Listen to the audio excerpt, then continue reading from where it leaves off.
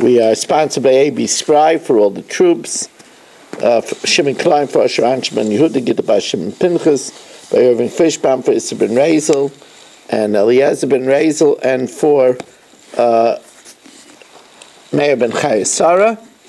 We are holding at the two dots on Daf Tzadi Amid Beis, Ton Rabbanan. So the Gemara says, Shor Tam Shehemis V'Hizik. Now this is funny because when you would hear this, you wouldn't automatically think this way. But a short time, remember, a short time is an ox that gored for the first time. Remember, an ox that gores the first time pays chatzi nezek migufay, only from the body of the ox. So it's really something that you don't think. It's obvious, but you don't think of it. A short time shehemis v'hizik. So it killed someone. It also damaged someone. Done in Isay Dinei Nefashis, we know that a killed someone is judged in court and is stoned. It's a public menace. Ve'ein done in Isay Dinei Mamonos, and there's no reason to assess the damage that it did, because anyway, the damage of the tam pays only migufay from the body of the ox, and since we stone the ox, there's nothing to collect from. So there's no reason to assess the damage. It's such an interesting thing, but you don't think about it right away. You know, somebody would ask on a test, so when do you assess the damage that the ox did? If it's a short time, the answer is never, because it's put to death. Mu'id shehemis, mu'id, that's a 3-timer. So it has to pay damages not from the body of the shor. Mu'id shehemis v'hizik, a mu'id that killed someone and also did damage, done in Isay Dinei Mamonos. First we evaluate the damage that it did, then v'chozrin v'done in Isay Dinei Nefashis, and then we see if it's liable to be stoned, and we stone it. Kadmu v'donu Dinei Nefashis, if we did the judgment of to stone it, then we don't assess the damages. So the Gemara says, why not? Even if we judged it that it's guilty to be stoned, let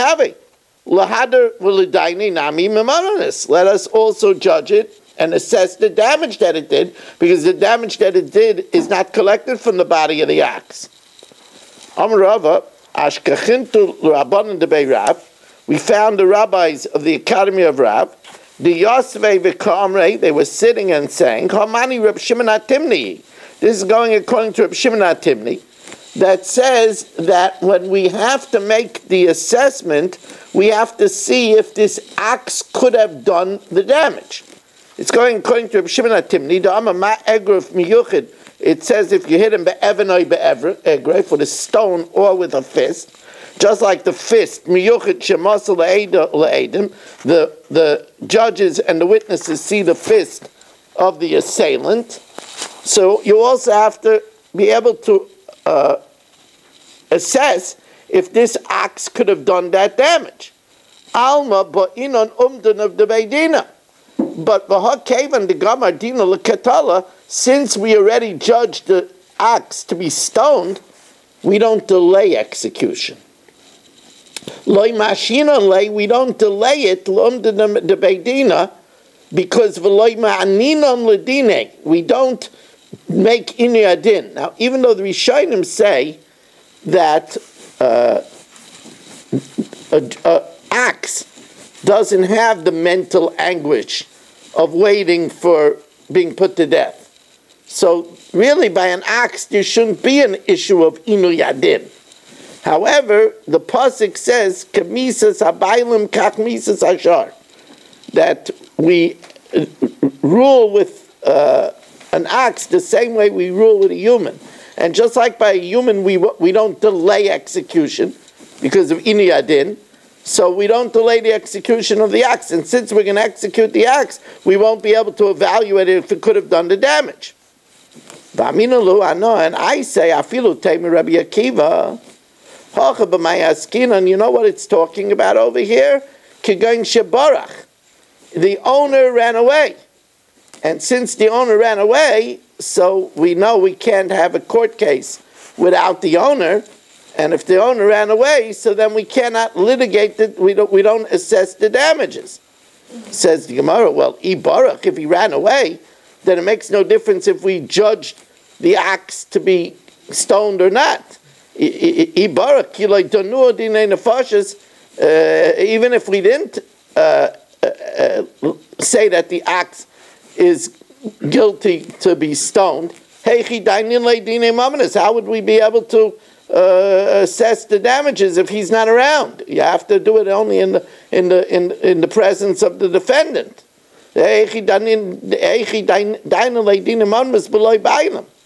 Says no. What happened is the Kabul Sadek, the witnesses gave testimony, Ubarach, and he ran away. So the Gemara says it's talking about where the witnesses gave testimony and he ran away. So says the Gemara, if that's the case, then Soif Mehechi Mishtalim, where would we get the money if he ran away? So it says the Gemara, if we didn't judge the axe to be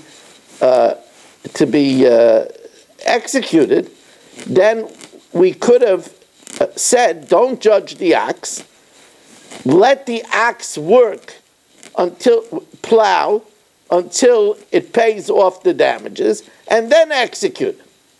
Meridia, says the Gemara, if that's the case, then why did you say that if it's a tam, if it's a first-timer, you don't assess the damage?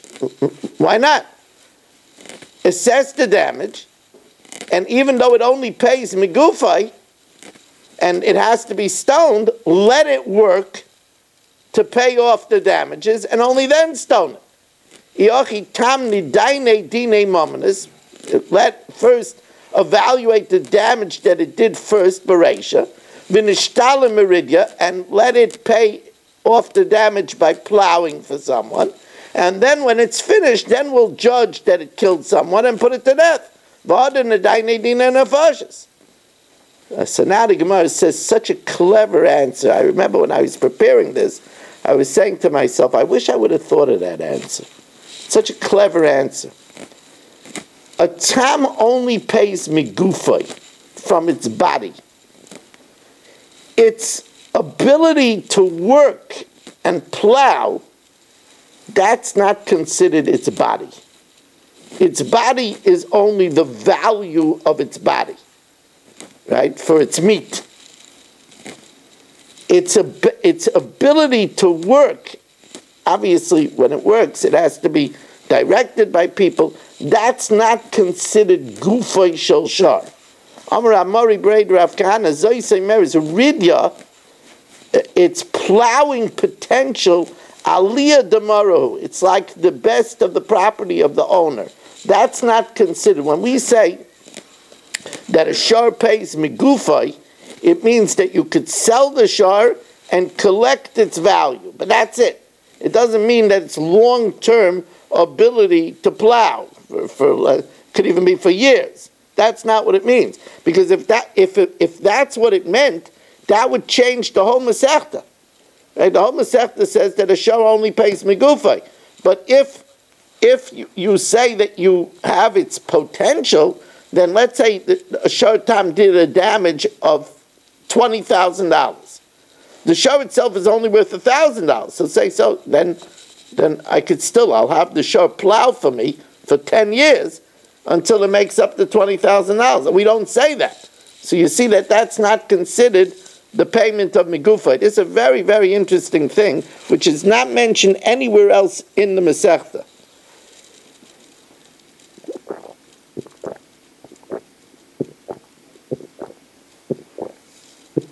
Now, Iboilahu. Yesh oimed l'nizakin, oy ein oimed l'nizakin. Do we evaluate the that which does damage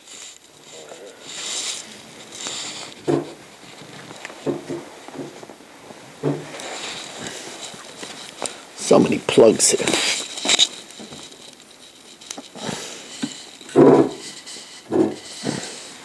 Do we evaluate that which does damage to say, could it have done the damage?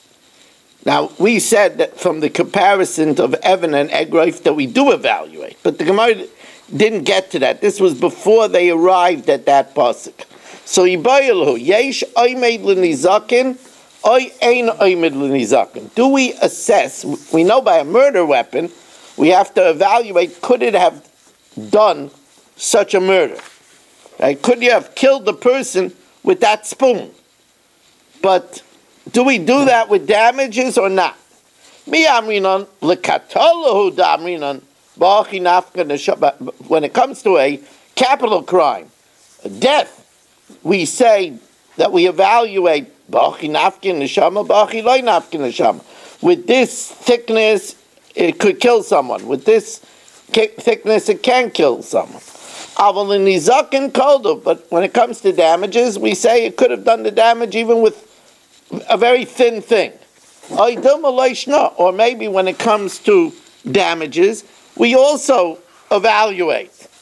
So the Gemara brings a raya, Toshma, Ma'bar. If you remember, we said that when it comes to a pit, if it's 10 tefachim deep and the animal dies, you're chayiv. If it's not 10 tefachim deep, you're not chayiv for death, but you are chayiv for damages.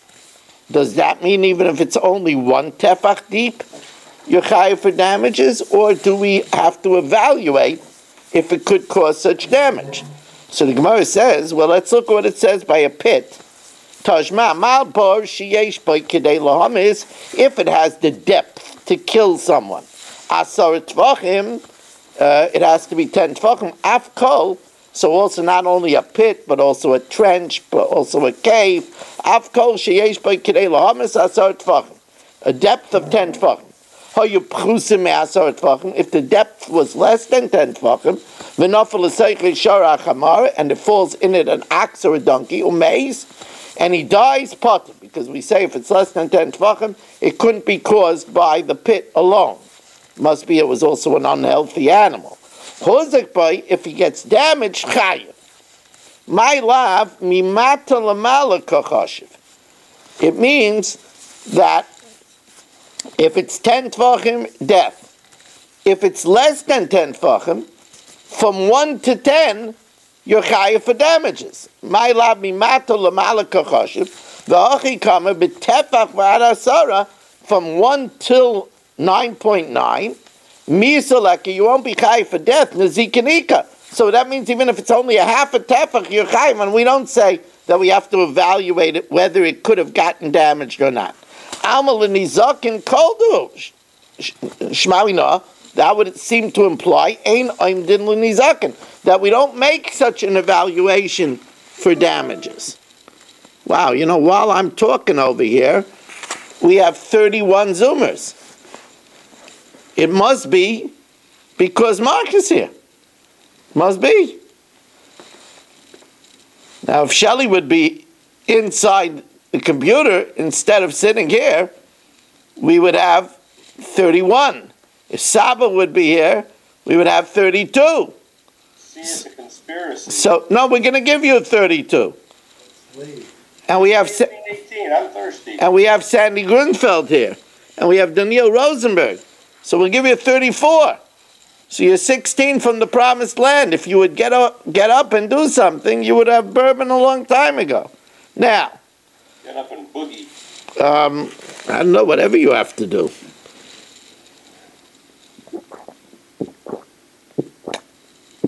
Anyway, do anything except clone yourself. Now, says in Malay, that's not what it means. Mimala lamata kachashiv. It's going from more to less. V'achikama asara 10 misaika. You're chayiv if the animal dies. Pachas ma'asara persa. If it's 9.9 nizikanisa, then you're chayiv for damages misaleka. But then if it's less than that, it depends. If it's 6, you have to evaluate, could it have gotten that damage in a depth of 6? And every depth, it has to be a depth that could have caused such damage.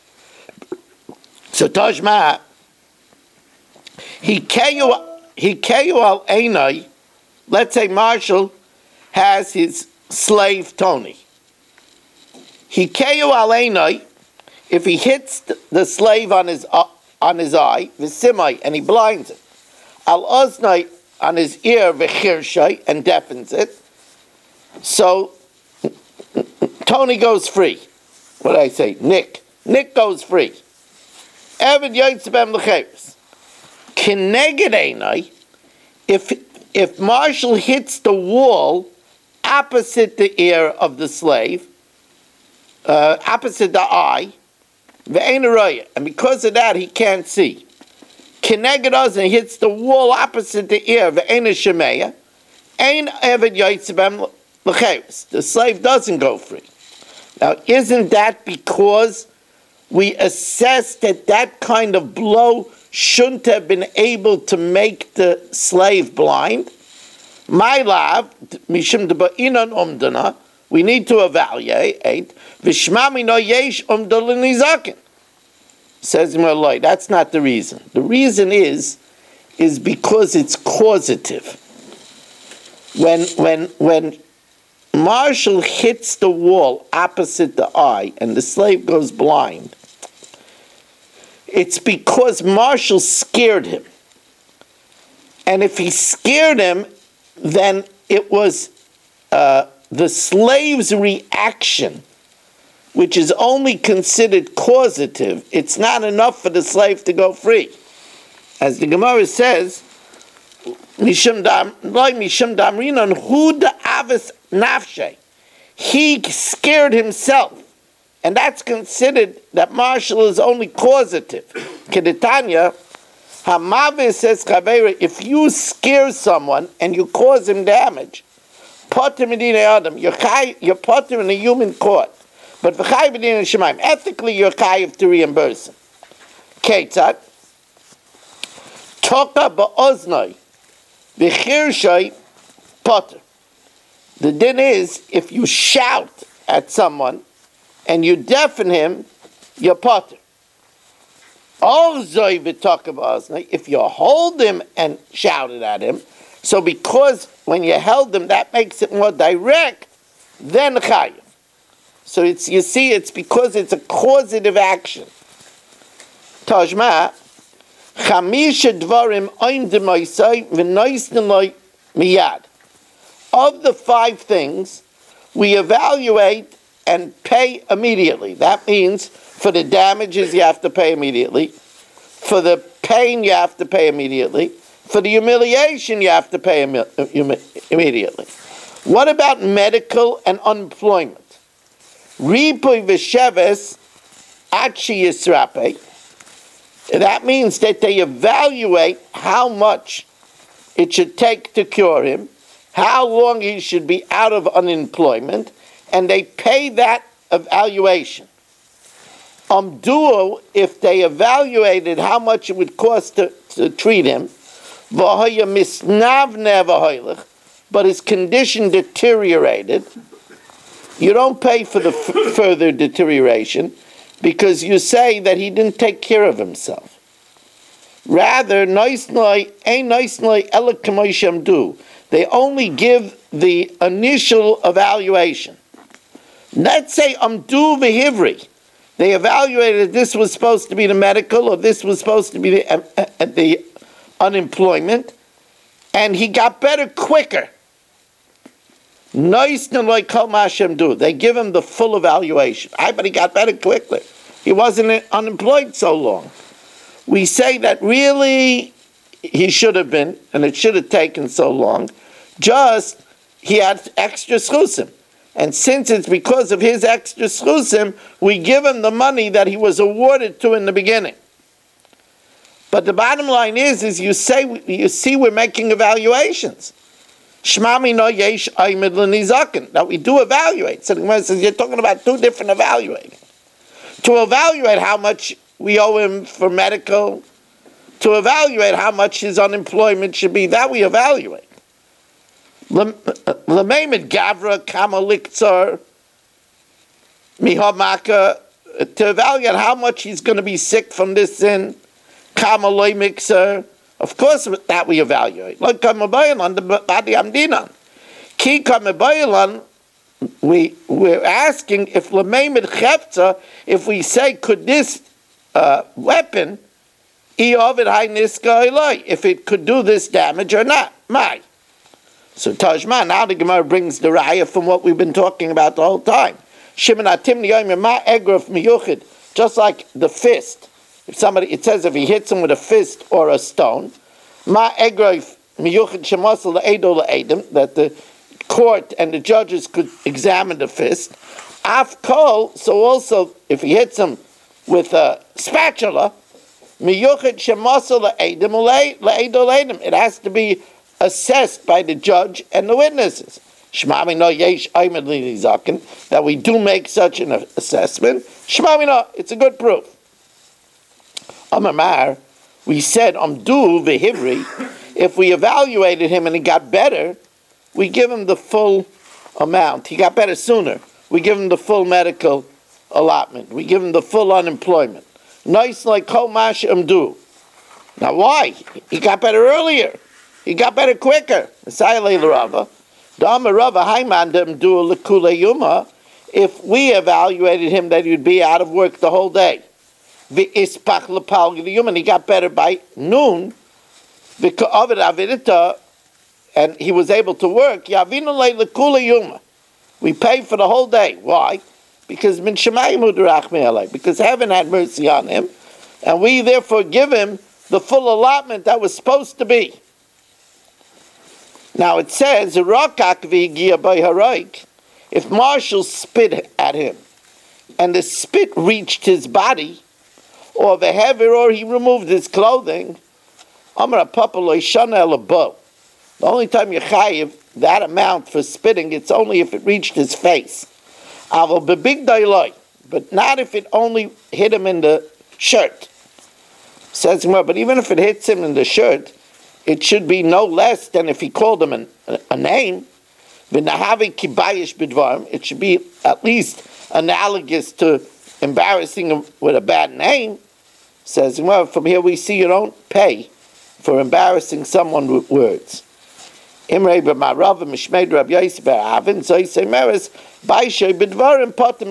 don't pay for embarrassing someone with words. Now, of course, that doesn't mean that it's not an Aveira.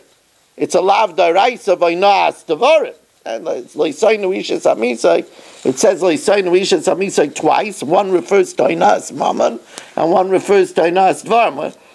When we'll learn Bava Metzia, we'll learn the famous Gemara in Bava Metzia that Inas Dvarim is worse than Inas Mammon. Although the world doesn't look at it that way.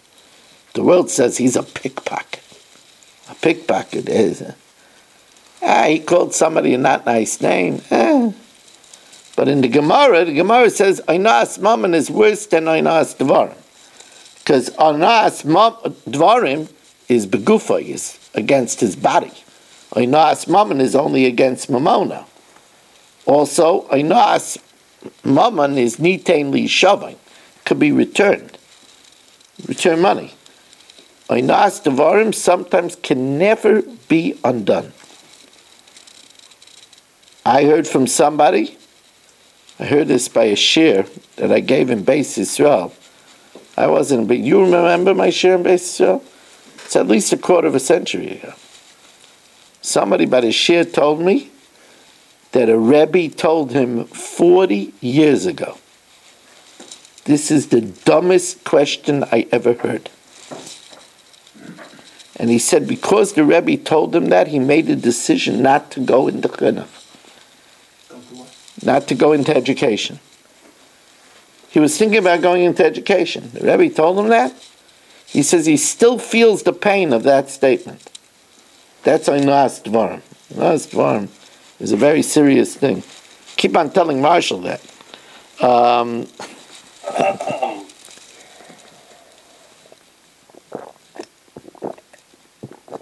from Chicago. I don't know anything about that kind of stuff. I know that, Marshall. How come every night you tell me you don't know about that kind of stuff?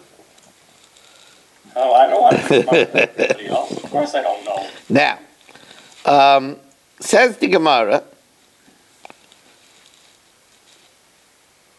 Hakol lefi kvaydai. Now, the Mishnah gives us a whole set of amounts. The Mishnah says that when you blow, you pay a seller. When you slap him, you pay 200. If it's backhanded, 400. You pull his hair, you pull his ear, you spit, you pay 400. So the Mishnah then says, Hakol lefi kvaydai. Now, what does Hakol lefi kvaydai mean? Does that mean that this is the maximum? But if he's a poor guy, you pay less? Or does it mean this is the minimum? But if he's an aristocrat, you pay more? So what does Hakol lefi kvaydai mean? So says the Gemara, Ibaylu, Tanakama lekula kamar or lechumra kamar? Is he being lenient or is he being stringent? Lekula kamar, is he being lenient? This in the Mishnah is the maximum. But if he's a lowly fellow, the Ika Ani, there's a beggar, the Loibayla Mishkul Kuleha. You don't have to pay him such amounts. Oidama lechumra kamar. These amounts in the Mishnah are minimum. The Ika Asher, there's a respectable person, the Bayla Meiselei Tvei, you have to give more. Tajma, Midikama Rabbi Akiva Afilu Aniyim Shebi Yisrael. Even poor people in Klal Yisrael. Roy Yenoisai Kilu Hein B'nei Chaim, we view them as aristocrats, Sheyardum and Aksayim, that just had bad luck. Shein B'nei Avram Yitzchak V'Yakov, they're Mamlechas Kahanim Goy Kaddish, like it says in this week's parasha. So that means the Tanakama wanted to say that a poor man gets less. Shmamina, Tanakama lekula kama shmamina. Now remember we said that a man uncovered a woman's sheitel, and Rabbi Kiva said pay 400, and the man said, wait, let me show you that this woman has no dignity. She'll take off her sheitel even to get an issa worth of oil. So it says the Gemara, so he said to Rabbi Akiva, give me time to prove my case. Says when it comes to damages, do we give a person time? We don't give time when it comes to a person who wounded somebody, who hit somebody. Says Gemara, Kilo Yavina Leizman, where we don't give time, L'chavola de Chasrei Memona, where he hit him in a place where there was a loss of money. Either he couldn't work or he needed to get medical treatment. Avalaboishis, but if it's just embarrassment, the Loi Chasrei Memona, he didn't cause a loss of money, Yavina, we give time.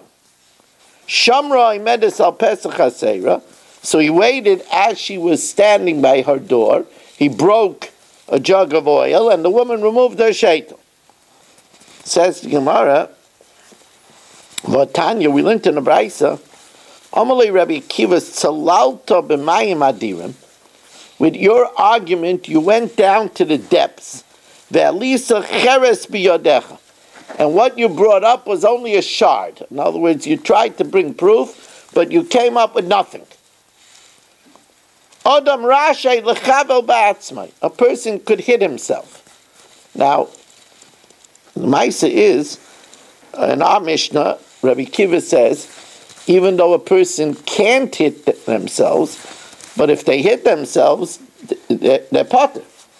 But in our Mishnah, it says, Rabbi Kiva says a person can, and here he says a person can hit himself. You're not allowed to hit yourself, but you are allowed to embarrass yourself. Says Gemara, "V'hamasnisim b'baishisu."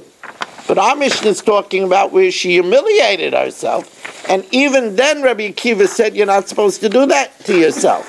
V'ketani ha'chayvel ba'atzmai. If you hit yourself, afal pisha and rashai potter. So you see, you're not even allowed to embarrass yourself. Says Gemara, no, embarrass yourself you could. Achi kamalei. Loy mi by baishis. It's not even a question. Humiliation. A person could cause themselves humiliation. Even to hurt oneself. You're not allowed to wound yourself. But yet, if others wound them, chayav. Says Gemara, you're not allowed to wound yourself. But Tanya, we learned in a brisa. By Shvuah it says if you swear lahara or lahetiv, to do bad or to do good. So the Gemara in Shvuah says yochel nishpa lahara ba'atzmai. I might think that if he swears to inflict upon himself and he doesn't inflict, I might think yeh potter tamalayra lahara or lahetiv, to inflict or to do good. Ma tova rishus, just like inflicting upon yourself. Ma tova, just like doing good to yourself is optional. Afara rishus, so also to inflict against yourself is also optional. So you see, therefore, if a person swears to inflict something upon himself, he has to keep the oath because it's optional. So you see, avi nishpa lahara ba'atzmai, that comes to include that if he swears to hurt himself and he doesn't, so you see that you're allowed to inflict a wound on yourself. Says, no, you're not allowed to inflict a wound on itself. When it says to hurt yourself, it means if you swear to fast. Shmuel be'eshev betanis. Says, well then, the kavose gabe haroa asacherim, in a similar vein, where it says you hurt others, how can you make others fast? So how can you make others fast? Says the Gemara, you can. You lock him into a hunger tower. You lock him in a room. You lock him in a room. Says the Gemara, what does it mean to hurt others? I'll hit somebody, or I'll wound somebody. So you see that we're saying that that's something that is optional. You could hit somebody. You could hit yourself. Says Gemara Ela Tanoihi. It's a machlokes Tanoim. There's one opinion that you're not allowed to wound yourself. That you are allowed to.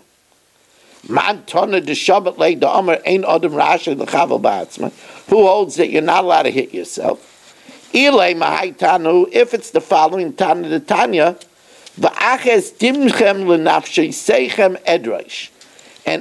and just your blood for your own life I will seek from you. That means if a person commits suicide, Hashem will demand recompense.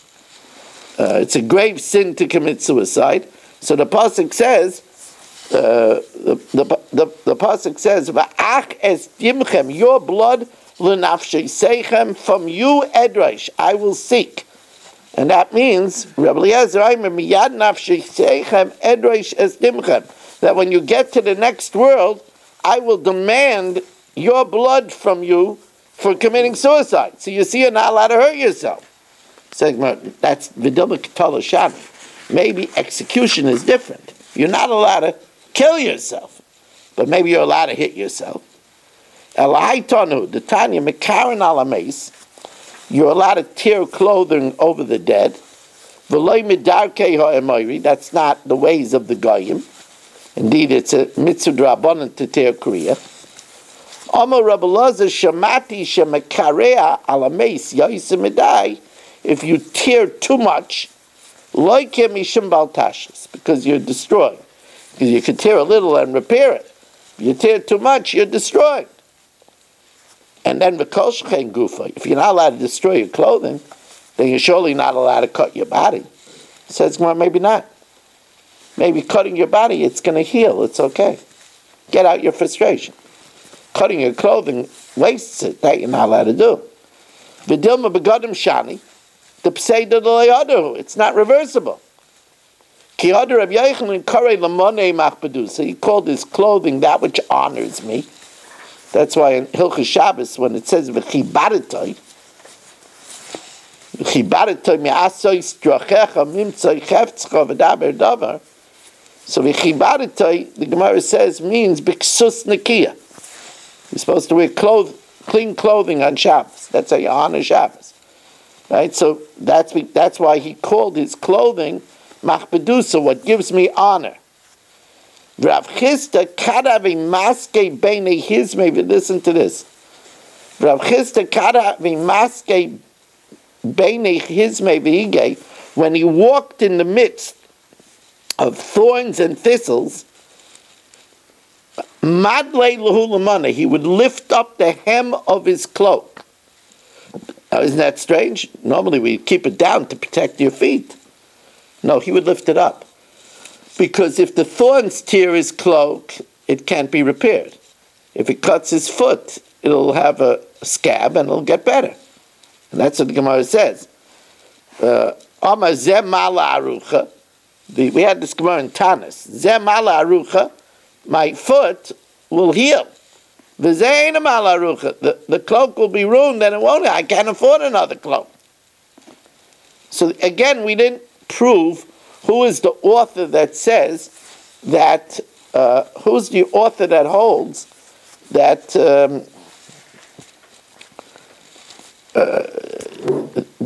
who's the author that holds that you're not allowed to hit yourself? Elahai Tanahu. It's the following Tana. The Tanya Amar Rebbe Lazar HaKaper Berebi. Rebbe Lazar HaKaper, who was, Berebi means he was a very great man, one of the G'dolei Yisrael. Talmud Leimer, why does it say by a Nazir, the Chiper Alav, he has to atone me'asher chota ala nefesh, for sinning against his soul? Now, where did a Nazir sin against his soul? The Chiber Eze nefesh chota zeh. He abstained from wine. He held back from himself the pleasures of the world. Now, if even that is considered a sin, then hitting his body is surely a sin. Is considered a sinner. If he afflicts himself in any matter, if let's say he fasts, or he causes an affliction on his body, Alachas kama v'kama, he's surely considered a sinner, and that's how we know that there's an opinion that one who hits himself is considered a sinner, and it's not allowed. Unfortunately, today we have children that are cutters, and they actually cut themselves. So, you know, there are things that, when I got smicha from Ramosha in the 80s, there are things that we could never even imagine. In the first 10 years of my Rabbanis, I was completely unaware of what anorexia was.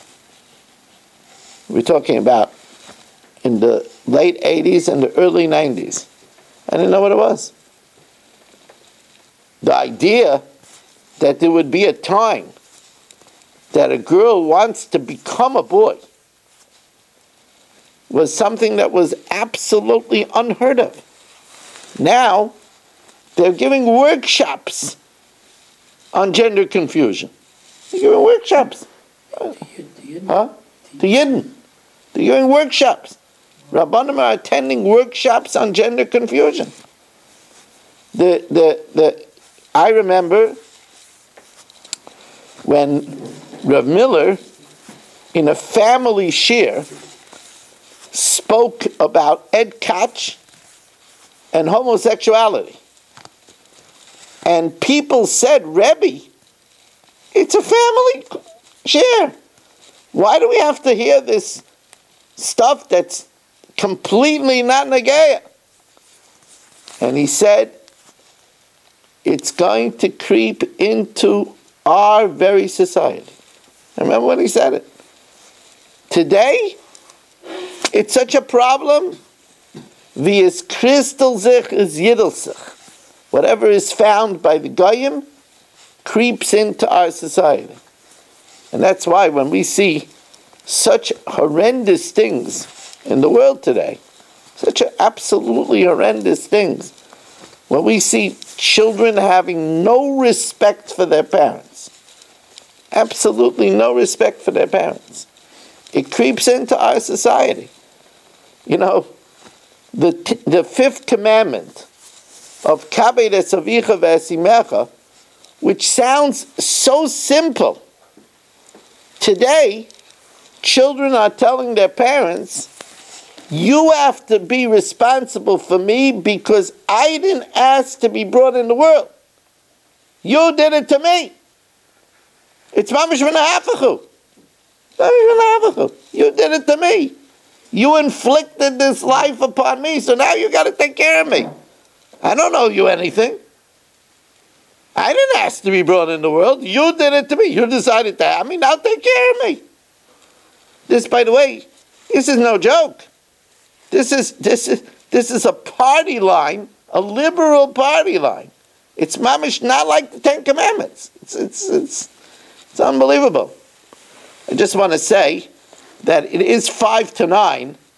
So if anybody wants to avail themselves, because I did the Mishnayos already, because I want to run back to the Bar Mitzvah, anybody wants to avail themselves, they could go with their wives on TorahAnytime.com and hear Wednesday night shir on the live function. That means that on the bar, on TorahAnytime.com, there's one thing that says live. You press live, and then you scroll down the different flyers of the live shiurim, and you hit my flyer, and my shir airs live, it's called live, Thursday night from 9 to 10. Also, I already recorded, but I didn't upload it yet, but I'm uploading it first after the Bar Mitzvah. But I already recorded for the Shabbos table, which is a lot about the Ten Commandments. So you should stay tuned for that as well.